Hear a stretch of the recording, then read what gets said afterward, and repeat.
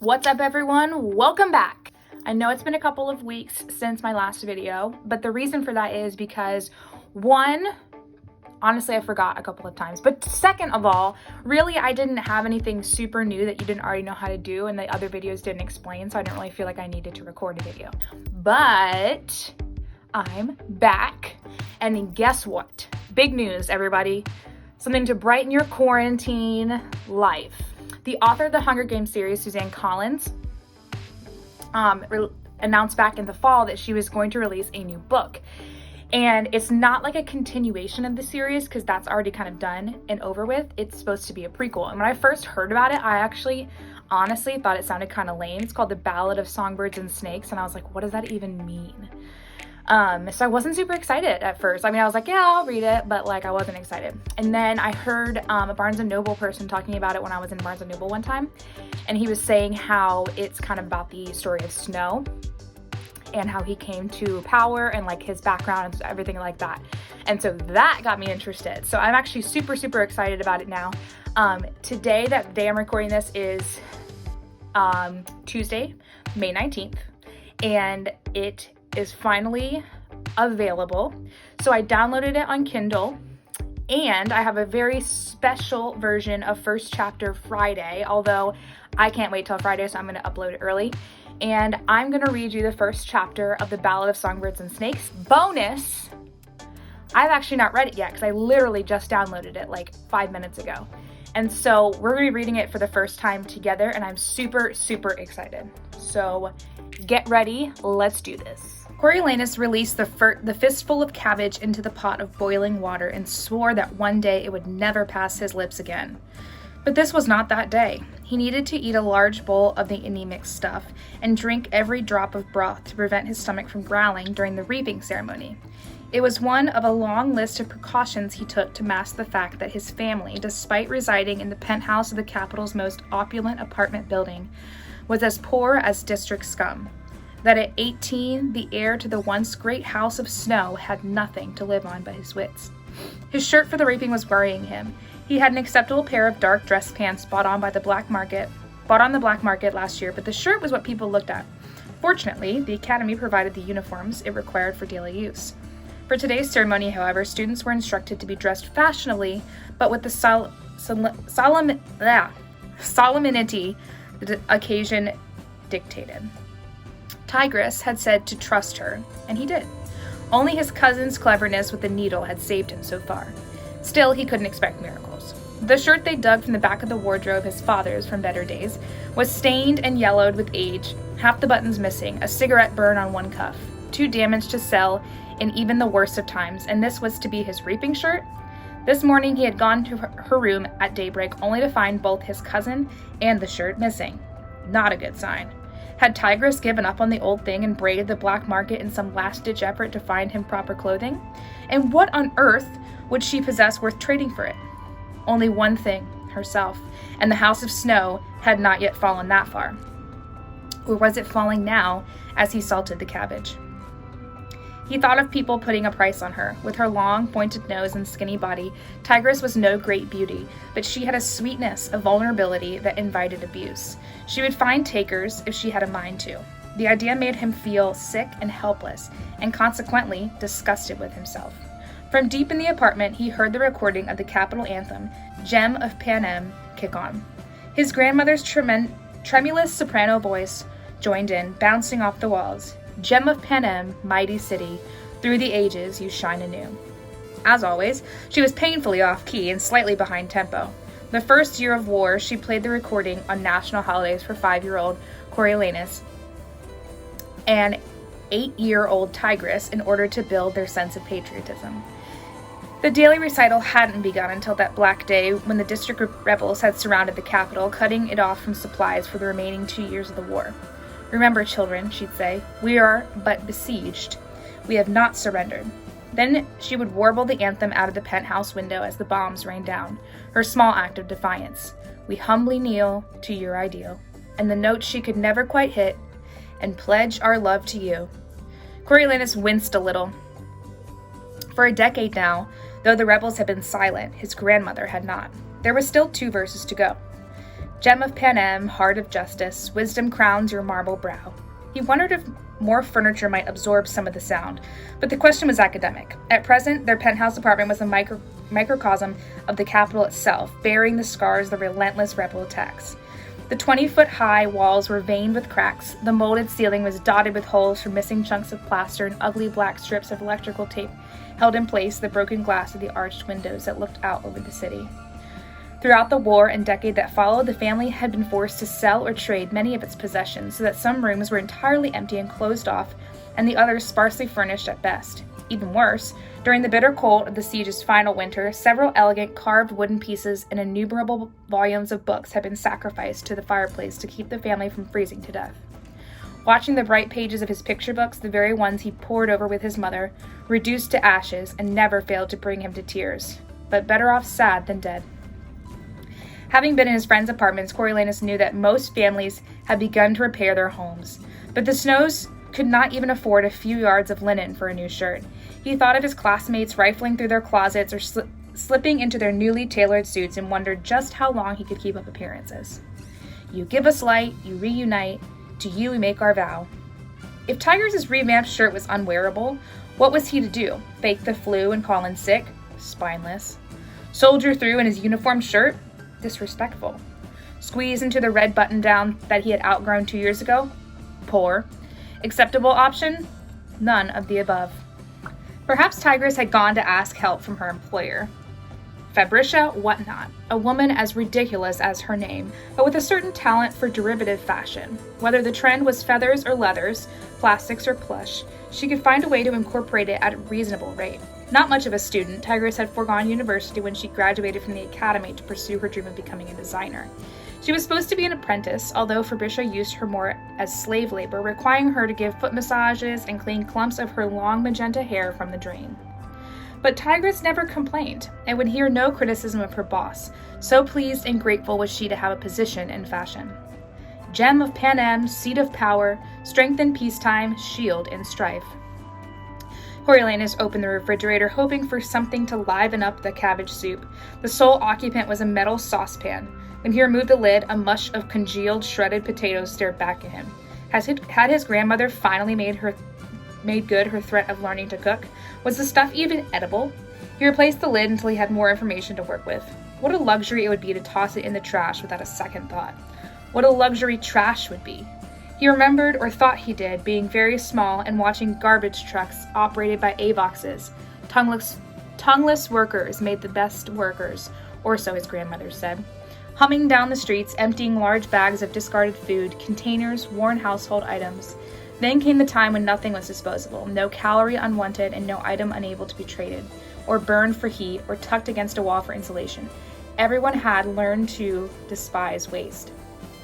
It was creeping back into fashion, though, a sign of prosperity like a decent shirt. Protect our land with armored hand. The shirt! His mind could fixate on a problem like that, anything really, and not let go, as if controlling one element of his world would keep him from ruin. It was a bad habit that blinded him to other things that could harm him. A tendency towards obsession was hardwired into his brain and would likely be his undoing if he couldn't learn to outsmart it. His grandmother's voice squeaked out the final crescendo. Our capital, our life. Crazy old woman, still clinging to the pre-war days. He loved her, but she'd lost touch with reality years ago. Every meal she'd rattle on about Snow's legendary grandeur, even when their fare consisted of watery bean soup and stale crackers. And to hear her tell it, it was a given that his future would be glorious. When Coriolanus is president, she often began. When Coriolanus is president, everything from the rickety Capitol Air Force to the exorbitant price of pork chops will be magically corrected. Thank goodness the broken elevator and her arthritic knees prevented her from going out too much, and her infrequent visitors were as fossilized as she. The cabbage began to boil, filling the kitchen with the smell of poverty. Coriolanus jabbed at it with a wooden spoon. Still no Tigress. Soon it would be too late to call and make an excuse. Everyone would have assembled at the Academy's Heavensby Hall. There would be anger to deal with, as well as disappointment from his communications professor, Satira Click, who had campaigned for him to receive one of the 24 coveted mentorships in the Hunger Games. Besides being Satira's favorite, he was her teaching aide, and doubtless she would need him for something today. She could be unpredictable, especially when she'd been drinking, and that was a given on the day of the reaping. He'd better call and warn her, say he couldn't stop vomiting or something, but would do his best to recover.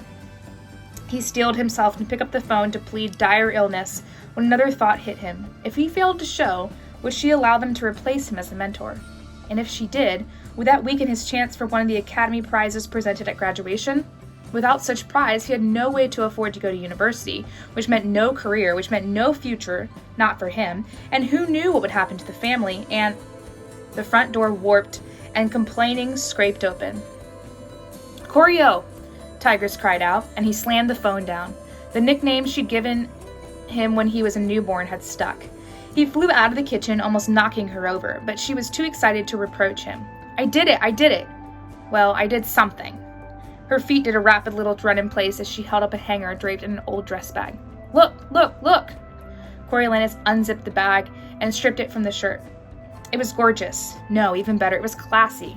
The thick linen was neither the original white nor the yellow of age, but a delicious cream. The cuffs and collar had been replaced with black velvet, and the buttons were gold and ebony cubes. Tesserae. Each had 2 tiny holes drilled through it for the thread. "You're brilliant," he said earnestly, "and the best cousin ever. Careful to hold the shirt out of harm's way." He hugged her with his free arm. "Snow lands on top." "Snow lands on top," Tigress growled. It was the saying that had gotten them through the war, when it was a constant struggle not to be ground into the earth. "Tell me everything," he said, knowing she would want to. She so loved to talk clothes. Tigress threw up her hands and gave a breathy laugh. Where to begin? She began with the bleach. Tigress had suggested the white curtains in Fabricia's bedroom looked dingy, and while soaking them in bleach water had slipped in the shirt.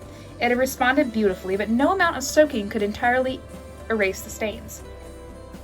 So she boiled the shirt with dead marigolds she found in the bin outside Fabricia's neighbors, and the blossoms had dyed the linen just enough to conceal the stains. The velvet for the cuffs was from a large drawstring pouch that had held some now meaningless plaque of their grandfather's. The tesserae she had pried from the interior of a cabinet in the maid's bathroom. She got in the building maintenance man to drill the holes in exchange for mending his coveralls. "Was that this morning?" he asked. "Oh no, yesterday, Sunday. This morning Did you find my potatoes?" He followed her into the kitchen where she opened the refrigerator and pulled out the pan. "I was up until all hours making starch from them. Then I ran down to the Doolittle so I could have a proper iron. Save these for the soup." Tigress upended the mess into the boiling cabbage and stirred it around. He noticed the lilac circles under her golden brown eyes and couldn't help feeling a pang of guilt. "When was the last time you slept?" he asked. "Oh, I'm fine. I eat the potato skins. They say that's where the vitamins are anyway. And today's the reaping, so it's practically a holiday," she said cheerfully. "Not at Fabricia's," he said. "Not anywhere, really. Reaping Day was terrible in the districts, but not much of a celebration in the capital either." Like him, most people took no pleasure in remembering the war. Tigress would spend the day waiting hand and foot on her employer and her motley crew of guests while they exchanged morose tales of the deprivation they experienced during the siege and drank themselves senseless. Tomorrow, nursing them through hangovers would be worse. "Stop worrying. Here, you better hurry up and eat." Tigress ladled some soup into a bowl and set it on the table. Coriolanus glanced at the clock, gulped down the soup without caring that it burned his mouth, and ran into his room with the shirt. He had already showered and shaved, and his fair skin was, thankfully, blemish-free today. The school-issued underwear and black socks were fine. He pulled on the dress pants, which were more than acceptable, and crammed his feet into a pair of laced leather boots. They were too small, but he could bear it. Then he pulled the shirt on gingerly, tucked in the tails, and turned to the mirror. He was not as tall as he should have been. As for so many of his generation, a poor diet had likely compromised his growth. But he was athletically trim, with excellent posture, and the shirt emphasized the finer points of his physique. Not since he was little, when his grandmother would parade him through the streets in a purple velvet suit, had he looked so regal. He smoothed back his blonde curls as he mockingly whispered to his image, "Coriolanus Snow, future president of Panem, I salute you." For Tigress's sake, he made a grand entrance into the living room, extending his arms and turning in a full circle to show off his shirt. She squealed in delight and applauded. "You look amazing. So handsome and fashionable. Come see, Grandmom." It was another nickname coined by the little tigress who'd found Grandma, and certainly Nana, insufficient for someone so imperial. Their grandmother appeared, a fresh-cut rose cupped lovingly in her tremorous hands. She wore a long black flowering tunic, the kind so popular before the war and so outdated as to be laughable now, and a pair of embroidered slippers with curled toes that had once been part of a costume. Strands of her thin white hair poked from the bottom of a rusty velvet turban. This was the tail end of a once lavish wardrobe. Her few decent items were safe for company or for the rare foray into the city. "Here, here, boy, put this on. Fresh from my roof garden," she ordered. He reached for the rose, but a thorn pierced his palm in the shaky exchange. Blood welled from the wound, and he held his hand out to keep it from staining his precious shirt. His grandmother seemed perplexed. "I only wanted you to look elegant," she told him. "Of course you did, Grandma," said Tigress, "and so he shall." As she led Coriolanus into the kitchen, he reminded himself that self-control was an essential skill, and he should be grateful his grandmother provided daily opportunities to practice it. "Puncture wounds never bleed long," Tigress promised him, as she quickly cleaned and bandaged his hand. She snipped away at the rose, preserving the bit of greenery, and pinned it to his shirt. "It does look elegant. You know what her roses mean to her. Thank her." So he did. He thanked them both and sped out the door down the 12 ornate flights of stairs through the lobby and out into the Capitol. His front door opened into the Corso, an avenue so wide that the 8 chariots had comfortably ridden side by side on it in the old days when the Capitol had put on displays of military pomp for the crowds. Coriolanus could remember hanging out the apartment windows as a young child, party guests bragging that they had front row seats to the parade. Then the bombers arrived, and for a long time his block was impassable. Now, though, the streets were finally clear, rubble still lay in piles on the sidewalks, and whole buildings were as gutted as the day they'd been struck. 10 years after the victory, and he was dodging between chunks of marble and granite as he wove his way to the academy. Sometimes Coriolanus wondered if the debris had been left there to remind the citizens of what they had endured. People had short memories. They needed to navigate the rubble, peel off the grubby ration coupons, and witness the Hunger Games to keep the war fresh in their minds. Forgetting could lead to complacency, and then they'd all be back at square one. As he turned onto Scholars Road, he tried to measure his pace. He wanted to arrive on time, but cool and composed, not a sweaty mess. This reaping day, like most, was shaping up to be a scorcher. But what else could you expect on July 4th? He felt grateful for the perfume of his grandmother's rose as his warming shirt was giving off a faint scent of potatoes and dead marigolds.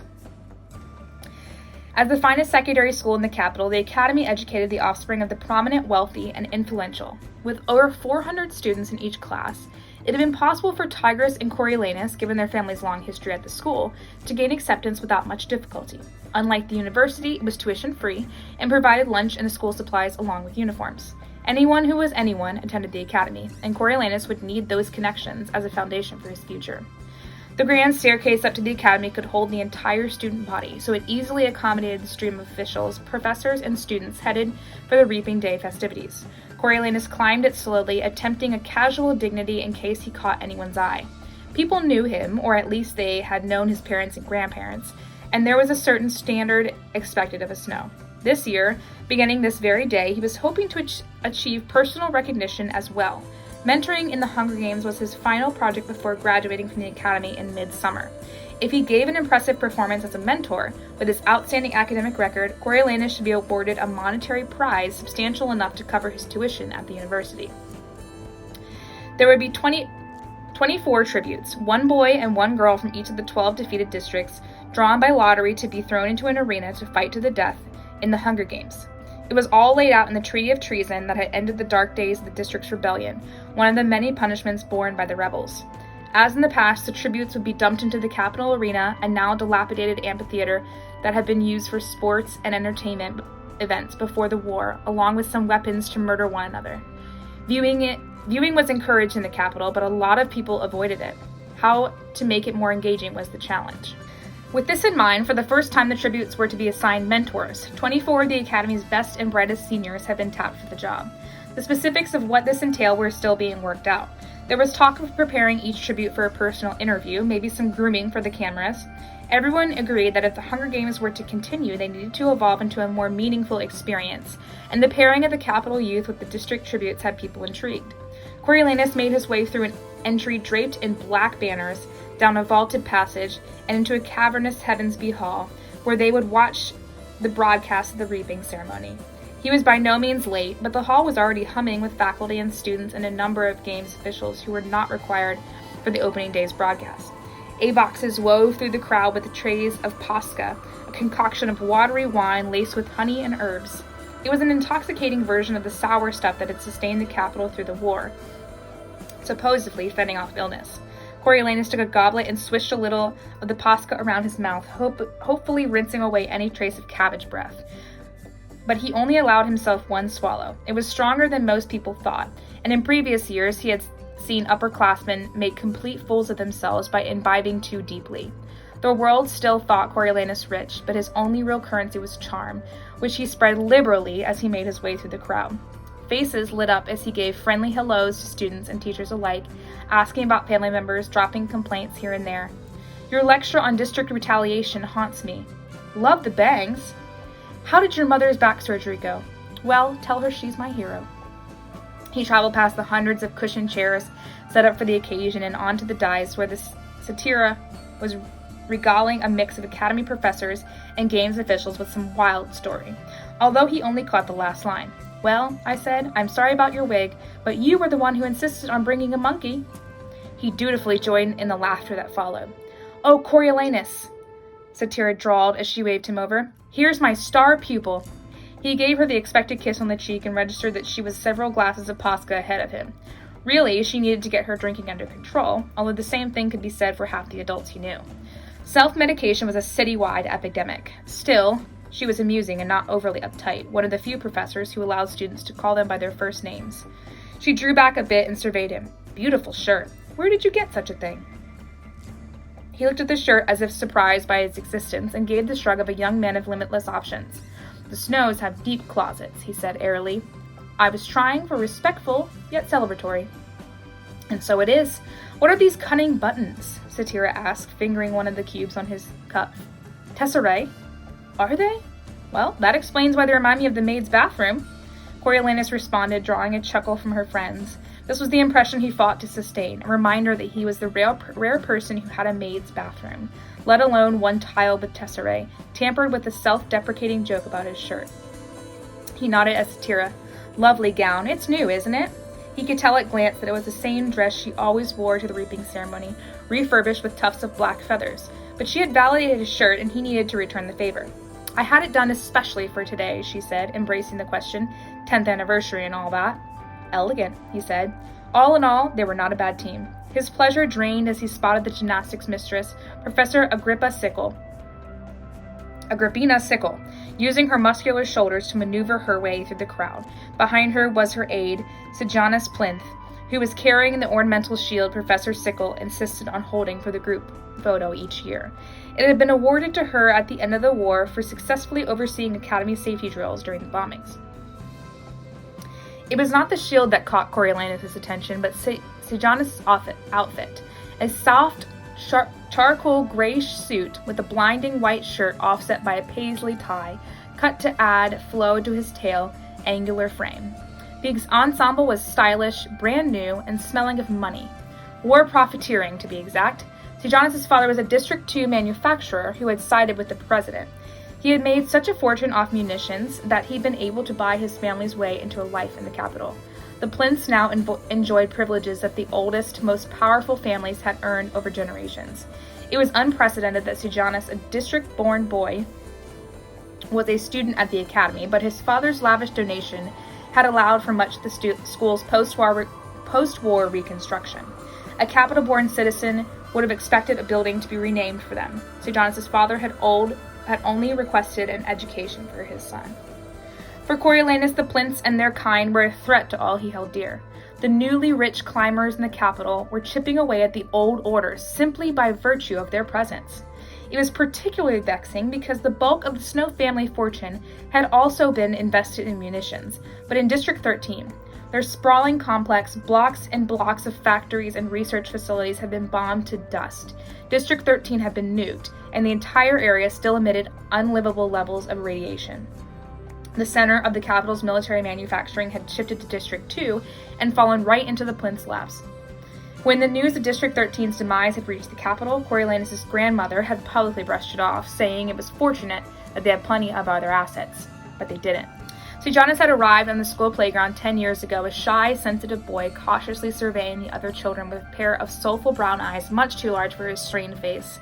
When word had gotten out that he'd come from the districts, Coriolanus' first impulse had been to join his classmates' campaign to make the new kid's life a living hell. On further reflection, he'd ignored him. If the other capital children took this to mean that baiting the district brat was beneath him, Sejanus took it as decency. Neither take was as accurate, but both reinforced the image of Coriolanus as a class act. A woman of formidable stature, Professor Sickle cruised into Satira's circle, scattering her inferiors into the four winds. "Good morning, Professor Click." "Oh, Agrippina, good. You remembered your shield," said Satira, attempting a firm handshake. "It worries me that the young people will forget the real meaning of the day. And Sejanus, how smart you look." Sejanus attempted a bow, sending a wayward lock of hair into his eyes. The cumbersome shield caught him in the chest. "Too smart," said Professor Sickle. "I told him if I wanted a peacock, I'd call the pet store. They should all be in their uniforms." She eyed Coriolanus. "That's not terrible. Your father's old mess dress shirt?" Was it? Coriolanus had no idea. A vague memory of his father in a dashing evening suit dripping in medals came to him. He decided to play out the hand.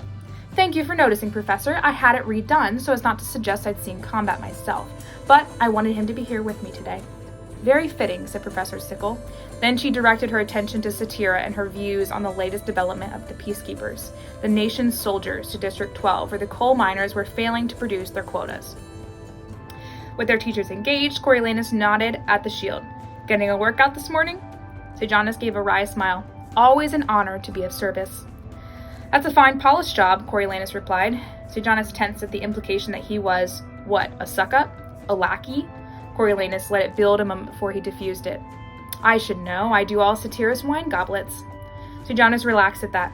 "Really?" "No, not really, but only because she hasn't thought of it," said Coriolanus, seesawing between disdain and camaraderie. "Professor Sickle thinks of everything. She doesn't hesitate to call me day or night." Sejanus looked as if he might continue, then just sighed. "And of course, now that I'm graduating, we're moving closer to the school. Perfect timing as usual." Coriolanus suddenly felt wary. Whereabouts? "Somewhere on the Corso. A lot of those grand places will be going on the market soon, owners not being able to afford the taxes or some such, my father said." The shield scraped the floor, and Sejanus hefted it up.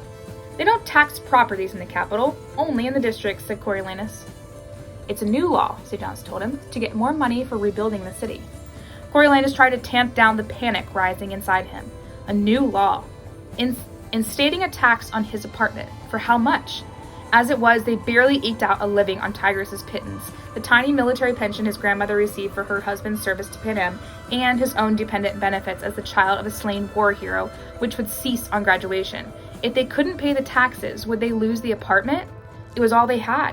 Selling the place would be of no help. He knew his grandmother had borrowed every cent on it she could.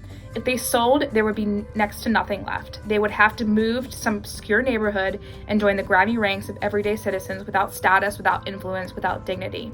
The disgrace would kill his grandmother. It would be kinder to toss her out the window of the penthouse. At least that would be quick. "You all right?" Sejanus peered at him, puzzled. "You just went white as a sheet." Coriolanus regained his composure. "I think it's the Pascha. Turns my stomach." "Yeah," Sejanus agreed. "Ma was always forcing it down me during the war." Ma? Was Coriolanus' place about to be usurped by someone who referred to his mother as Ma? The cabbage and Pascha threatened to make a reappearance. He took a deep breath and forced his stomach to hang on to it, resenting Sejanus more than he had since the well-fed district boy with the cloddish accent first wandered up to him, clutching a bag of gumdrops. Coriolanus heard a bell ringing and saw his fellow students converging at the front of the dais. "I guess it's time to assign us tributes," Sejanus said glumly. Coriolanus followed him to where a special section of chairs, 6 rows by 4, had been set up for the mentors. He tried to push the apartment crisis out of his head, to focus on the crucial task at hand. More than ever, it was essential that he excel, and to excel, he must be assigned a competitive tribute.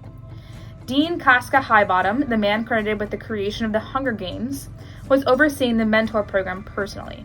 He presented himself to the students with all the verve of a sleepwalker, dreamy-eyed, and, as usual, doped up on morphine. His once fine physique was shrunken and draped with sagging skin. The close-clipped precision of a recent haircut and crisp suit only threw his deterioration into relief. Due to his fame as the game's inventor, he still had a tenuous hold on his position, but there were rumors that the Academy Board was losing patience. "Oh there," he slurred, waving a crumpled piece of paper over his head. "Reading the things off now." The students hushed, trying hard to hear him above the din of the hall. "Read you a name, then you who gets that one, right? So fine. District 1, boy, goes to..." Dean Highbottom squinted at the paper, trying hard to focus. "Glasses," he mumbled. "Forgot them." Everyone stared at his glasses already perched on his nose and waited while his fingers found them. "Ah, here we go. Livia Cardew." Livia's pointed little face broke into a grin and she punched the air in victory, shouting, "Yes!" in her shrill voice. She had always been prone to gloating, as if the plum assignment was solely a reflection on her and not on her mother running the largest bank in the capital. Coriolanus felt increasing desperation as Dean Highbottom stumbled through the list, assigning each district's boy and girl a mentor. After 10 years, a pattern had emerged. The better-fed, more capital-friendly districts of 1 and 2 produced more victors, with the fishing and farming tributes from 4 and 11 also being contenders.